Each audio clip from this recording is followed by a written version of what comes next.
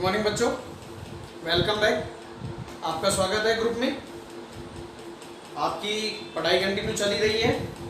हम नंबर्स के बारे में पढ़ रहे थे।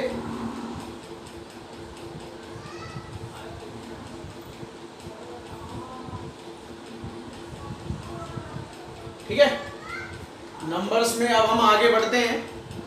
हमने अब जो आगे नंबर पढ़ना है, यानी आगे हम जिस संख्या की बात करेंगे वो आती है परिमेय संख्या। परिमेय संख्याएं, परिमेय संख्याओं को इंग्लिश में बोलते हैं रेशनल नंबर्स। रेशनल नंबर्स, परिमेय संख्याएं। ठीक है ना, ये भी आपने पढ़ा हुआ है छोटी क्लासों में, 10th में भी पढ़ा होगा। परिमेय संख्याएं क्या होती हैं? ऐसी संख्याएं जो p/q के रूप में हो। डेफिनेशन लिख देता हूं। ऐसी संख्याएं जो p/q के रूप में हो। ठीक, तथा p और q दोनों पूर्णांक हो एवं q does not equal to 0 हो, तो वे संख्याएं परिमेय संख्याएं कहलाती हैं।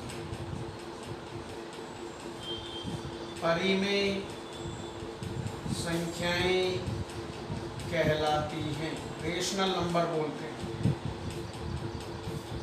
Which can be written in the form of p/q. p and q are integers and q does not equal to 0. ठीक है, तो इसमें देखो, अब ऐसा नहीं है कि जो बटे के रूप में हो, जो भिन्न के रूप में होंगी वो सभी परिमेय होती है। ये तो पहली चीज तो है ही कि आप उसे भिन्न के रूप में लिख सकते हैं। लेकिन दूसरी कंडीशन उसमें ये है कि जो p और q जो दोनों, यानी अंश और हर जो दोनों हैं वो पूर्णांक होने चाहिए। ठीक है ना, अंश और हर दोनों ही पूर्णांक होने चाहिए और q का मान 0 नहीं होना चाहिए। यानी हर जो है वो 0 नहीं होना चाहिए, क्योंकि आपको पता है कि अगर किसी भी संख्या के बटे में 0 आ जाता है तो वो परिभाषित नहीं होती है। ठीक, जैसे जैसे हो गया 1/2।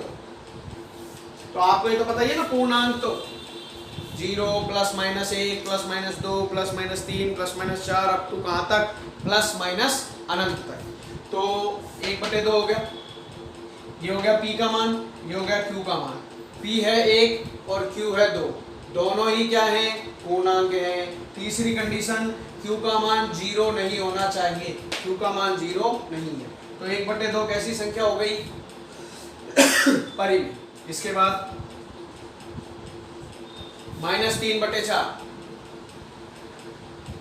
ठीक, p और q, p का मान -3, q का मान 4, भिन्न के रूप में हो गई।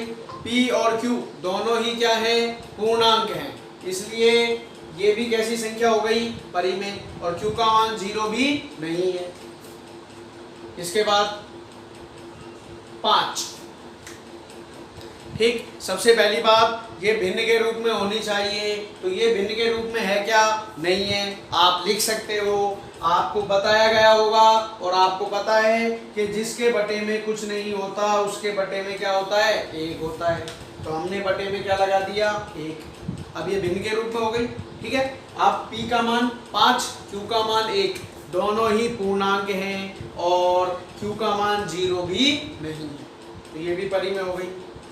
इसके बाद 1/√3, ये भिन्न के रूप में है क्या? बिल्कुल भिन्न के रूप में ही है। इसके बाद p का मान 1 पूर्णांक है, q का मान √3 पूर्णांक नहीं है, इसलिए ये परिमेय संख्या नहीं है। आगे बात समझ में? जीरो, जीरो क्या ये भिन्न के रूप में है? लिख लो 0/1, ठीक है। p का मान 0 पूर्णांक है, बिल्कुल है। q का मान 1 पूर्णांक है, बिल्कुल है। और क्या q 0 है? नहीं, q 0 नहीं है, p 0 है।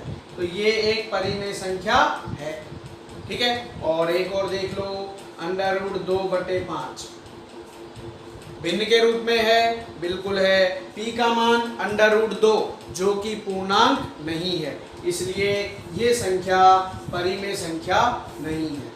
आगे बात समझ में? तो परिमेय संख्याएं कौन सी होती हैं? ऐसी संख्याएं जिन्हें हम p/q के रूप में लिख सकते हैं। p और q पूर्णांक होने चाहिए और q का मान 0 नहीं होना चाहिए, वे परिमेय संख्याएं कहलाती हैं। इन्हें रेशनल नंबर्स बोला जाता है, ठीक।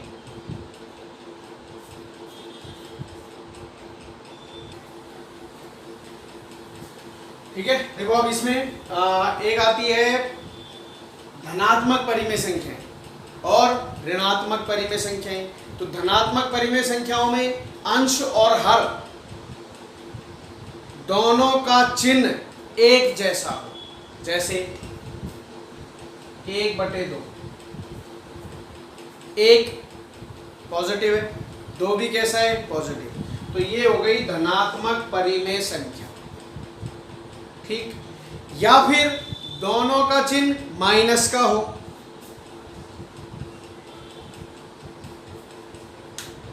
अंश भी माइनस का और हर भी माइनस का। तो अब आपको पता है दोनों माइनस के हैं, तो माइनस से माइनस कट जाएगा, तो भी ये कैसी बन जाएगी? धनात्मक परिमेय संख्या। यानी इसको हम 1/2 ही लिखेंगे, ठीक है ना। धनात्मक परिमेय संख्या में अंश और हर यानी p और q दोनों के चिन्ह समान होते हैं। p प्लस का है तो q भी प्लस का होगा, p माइनस का है तो q भी माइनस का होगा। यह है पॉजिटिव रेशनल नंबर्स, धनात्मक परिमेय संख्या। अब बात करते हैं ऋणात्मक परिमेय संख्या की। तो ऋणात्मक परिमेय संख्या में क्या होता है? दोनों का चिन्ह अलग अलग होता है, ठीक है। p का अगर प्लस है p तो q होगा माइनस का, और अगर p माइनस का है तो q होगा प्लस का। जैसे कि मैंने यहां पे लिखी है एक संख्या, या और दूसरी लिख लो,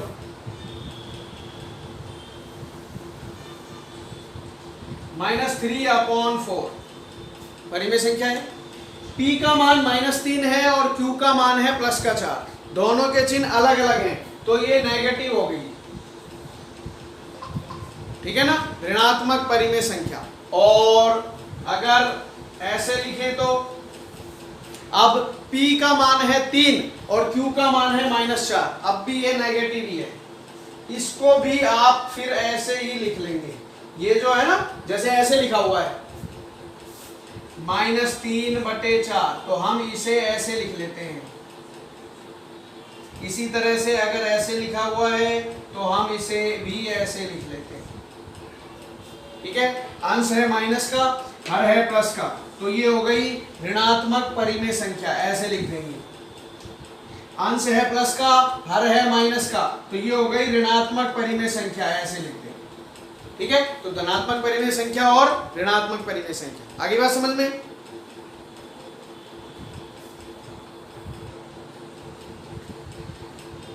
अब आप देखो, अब आपको मैं क्या बताऊंगा कि परिमेय संख्याओं के प्रकार।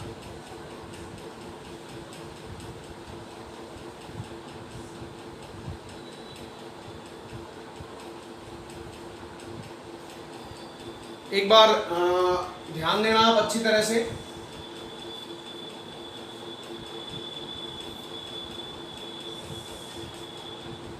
मतलब सबसे पहले ऐसे तो देखो, हमने सबसे पहले पढ़ा था प्राकृत संख्या।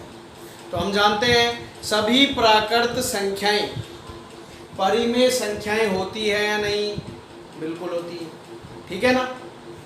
तो सभी प्राकृत संख्याएं परिमेय संख्याएं होती हैं, ये ध्यान रखना है आपको, ठीक है। फिर हमने पढ़ा पूर्ण संख्याएं। तो सभी पूर्ण संख्याएं कहाँ से शुरू होती है? 0 से। तो 0 1 2 3 4 5 अप टू कहाँ तक? अनंत तक। तो बताओ परिमेय संख्या है या नहीं? वो बिल्कुल सब परिमेय संख्या है, सबको आप भिन्न के रूप में लिख सकते हो और किसी में भी q का मान 0 नहीं होता है। इसके बाद क्या पढ़ा था हमने? पूर्णांक। ठीक है, तो मैं यहाँ पूर्णांक से स्टार्ट कर रहा हूँ क्योंकि प्राकृत और पूर्ण संख्याएं पूर्णांकों में शामिल हो जाती है। तो सबसे पहले आता है देखो पूर्णांक।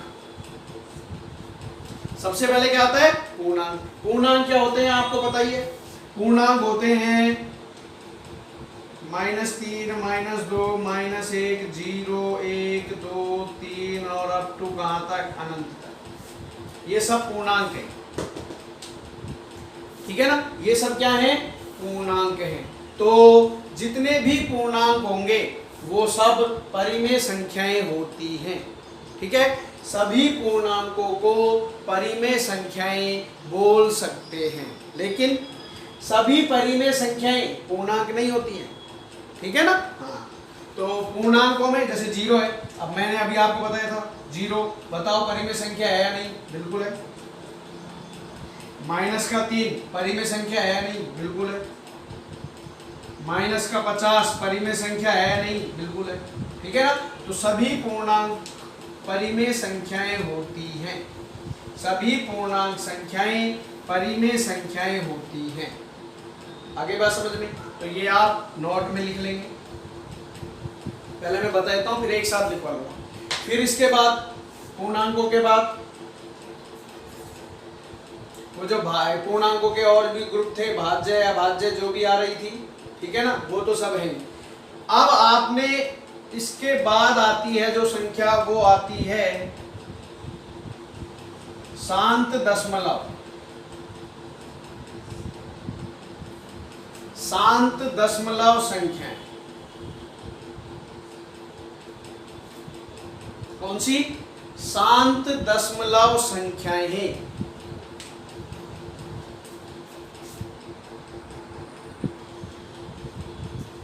शांत दशमलव, इनको बोलते हैं टर्मिनेटिंग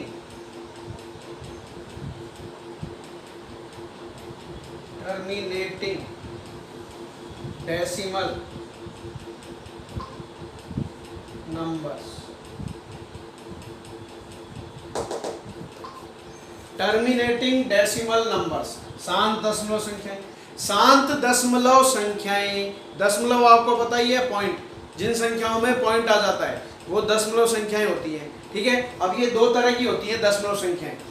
दशमलव जो होती हैं, यानी जो दशमलव संख्याएं होती हैं, ये दो तरह की होती हैं। एक तो होती है शांत दशमलव और एक होती है अशांत दशमलव। आगे बात समझ में? ठीक है, तो सबसे पहले शांत दशमलव संख्याएं। शांत में क्या होता है? शांत दशमलव संख्याओं में पॉइंट के बाद, मतलब ये जो संख्याएं होती है ये पॉइंट के बाद शांत हो जाती हैं। मतलब पॉइंट के बाद 1 अंक के बाद, या फिर पॉइंट के 2 अंकों के बाद, या फिर पॉइंट के 3 अंकों के बाद, या फिर पॉइंट के 4 अंकों के बाद ये शांत हो जाती हैं। यानी आपको एक्यूरेट वैल्यू पूरा मान निकल के आपके पास आ जाता है। जैसे मैं आपसे कहूँ कि 2 का भाग आप 1 में दीजिए या 2 का भाग आप 5 में दीजिए, तो आप कैसे देंगे? 2 दूनी 4, कितना बचा? 1, पॉइंट लगाया, क्या उतारेंगे? 0, 2 पंजे 10। अब आप बताओ कि ये पूरा भाग चला गया नहीं, यानी हमें शेषफल 0 प्राप्त हो जाता है इनमें। ठीक है, पॉइंट के 1 अंक के बाद ये क्या हो गई? शांत हो गई।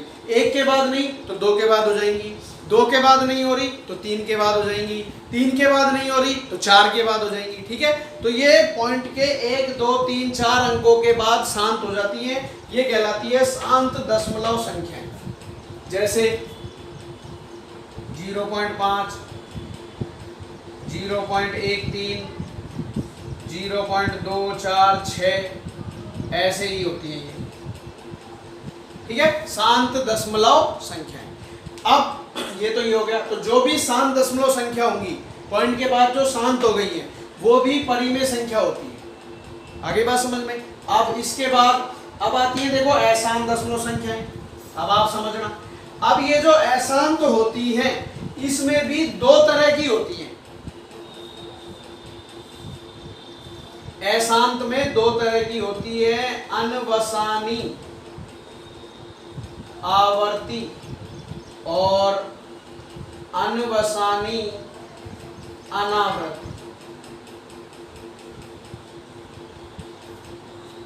अशांत दशमलव संख्याएं ये हो गई टर्मिनल डेसिमल नंबर, ये होती है non terminal decimal number. Non terminal यानी जो अशांत नहीं होगी, यानी पॉइंट के बाद चलती ही रहेगी, उसका अंत नहीं होगा, आप भाग देते ही रहोगे, आता ही रहेगा। ठीक है ना। तो ये दो तरह की होती हैं, एक तो अनवसानी आवर्ती और एक अनवसानी अनावर्ती। तो आपको पता ही चल रहा होगा नाम से, आवर्ती और अनावर्ती। देखो दोनों में एक चीज तो कॉमन है, क्या कि ये रुकेंगी नहीं, चलती रहेंगी पॉइंट के बाद भी। लेकिन इसमें क्या होता है, इसमें क्या होगा कि एक ही अंक रिपीट होता रहेगा। ठीक है ना। जैसे आपको पता है कि हम 3 का भाग 10 में दें, 3 3 9, 1 फिर पॉइंट लगाया 0, 3 3 9 फिर 1 पॉइंट लगा पड़ा है 0, 3 3 9 3 3 9, ऐसे ही चलता रहेगा। तो आपने देखा एक ही अंक रिपीट हो रहा है। ठीक, यानी अब जरूरी नहीं है कि 3 3 3, ऐसे भी हो सकता है रिपीटेशन। जैसे 0 पॉइंट आपने किसी संख्या में भाग दिया, 1 आ गया, फिर 2 बार गया, फिर वापस से 1 आ गया, फिर 2 बार गया, फिर 1 आ गया, फिर 2 बार गया। अब आप देखो 12 रिपीट हो रहा है। हो सकता है ऐसे हो, 1 आ गया, 2 आ गया, 5 आ गया, फिर 1 आ गया, 2 आ गया, 5 आ गया, फिर 1 आ गया, 2 आ गया, 5 आ गया। तो आपको पता चल जाएगा कि हाँ भाई इसमें रिपीटेशन चल रहा है, यानी एक अंक के बाद वापस से वही संख्याएं रिपीट होनी लग जाएंगी। वो कहलाती है अनवसानी आवर्ती। और फिर अनवसानी अनावर्ती में क्या होता है, इसमें कोई भी अंक रिपीट नहीं होता है, सब अलग अलग ही आएंगे। ठीक है। तो जो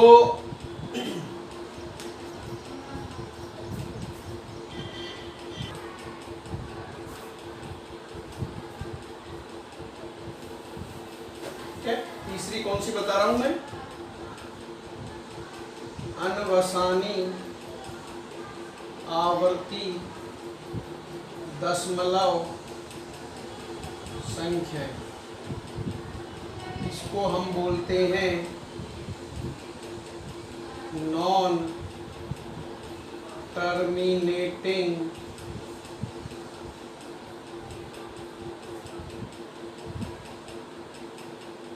non repeating, non terminating but repeating, repeat हो रही है, रिक्यूरिंग भी बोल सकते हैं, RECC recurring, RECURRING recurring decimal numbers, non terminating और नॉन रिक्यूरिंग। ठीक है, non terminating recurring decimal numbers. इसमें कैसी होती है, इसमेदो तरह की। ठीक है, एक तो कैसी कि पॉइंट के जस्ट बाद एक ही अंक रिपीट होता रहता है, या ऐसी भी हो सकती है। तो इसे आप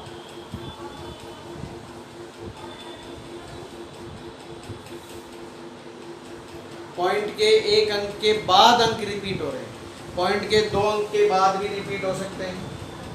जिस पे बार लग रहा है, जिस पर बार होता है वो ऐसे, जैसे ये है, इसका मतलब बार किस पर है, 12 पर, तो ये 12 बार बार में आता रहेगा। ठीक है, ऐसे भी हो सकता है।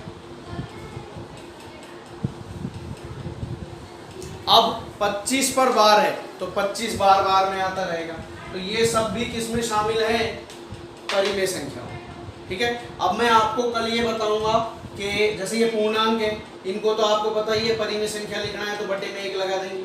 ये जो संख्याएं हैं इनको अगर परिमेय संख्या लिखना हो तो फिर क्या करेंगे, ये जो संख्याएं हैं इनको अगर परिमेय संख्या लिखना हो तो इसको क्या लिख सकते हो, तो फिर ये परिमेय संख्या के रूप में कैसे इनको लिखा जाएगा। ठीक है, आज के लिए इतना ही। तो आप ये ध्यान रखना, पूर्णांक, शांत दशमलव और अनवसानी आवर्ती दशमलव संख्याएं भी क्या होती हैं, परिमेय संख्या होती हैं। जिनमें रिपीट हो जाता है वो परिमेय में आ जाती है, जिनमें रिपीट नहीं हो रहा वो फिर अपरिमेय में हम पढ़ेंगे। ठीक है।